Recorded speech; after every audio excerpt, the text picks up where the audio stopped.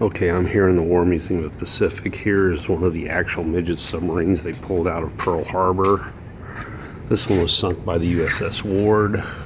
It's armed with 2 torpedoes, but I really just want to bring, here's a model of the USS Ward. They redid the movie Midway, and it's a very, very good movie.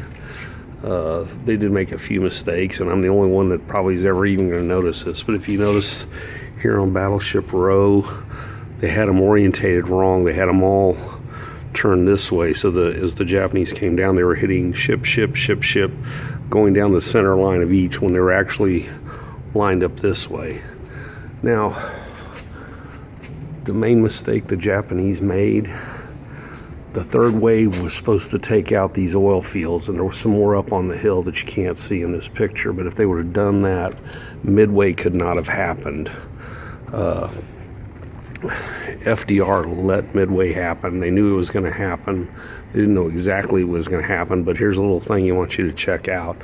So his secretary took the dictation for the speech, The Day That Will Live in Infamy, and she wrote her name at the bottom because she had taken the dictation. That's what you did when he read it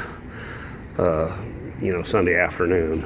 The bombing happened Sunday morning. The only problem is she signed into the White House. She didn't sign in Sunday. She signed in Saturday, and everything else lined up on her being there Saturday but not Sunday. So FDR wanted Pearl Harbor to happen. He ignored all the things about it.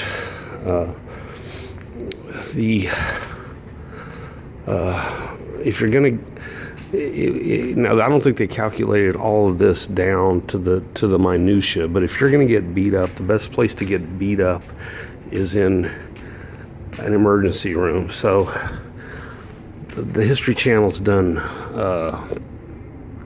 war simulations where they had an hour and a half to get ready, and they would have all gone out to sea, but they still would have gotten chopped up.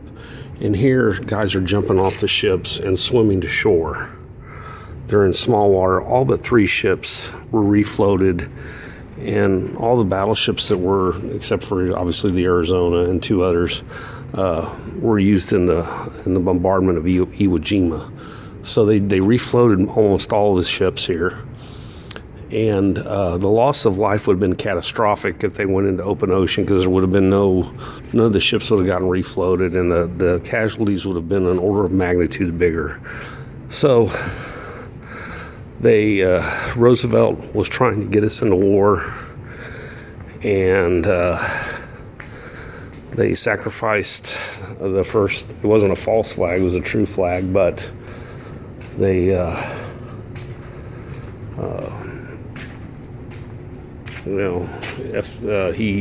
He sounded so cool about it because it was a planned thing. That's why his speech that will live, the Day of Infamy speech, that's why it sounded so calm and cool, because he knew it was going to happen. He practiced it. Thank you, Emma.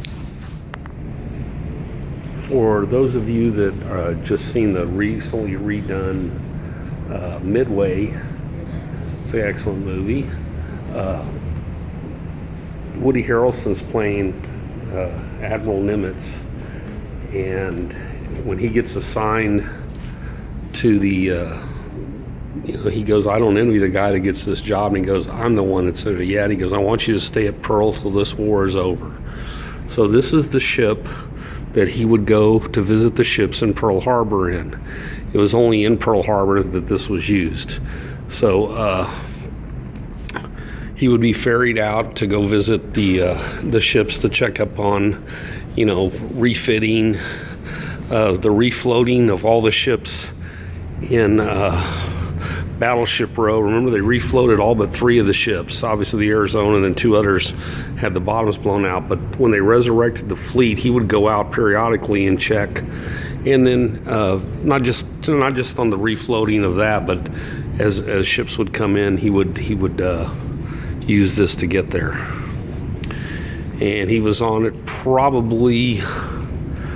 he probably made 600 trips on this boat. So here's the actual boat here at the War Museum of the Pacific.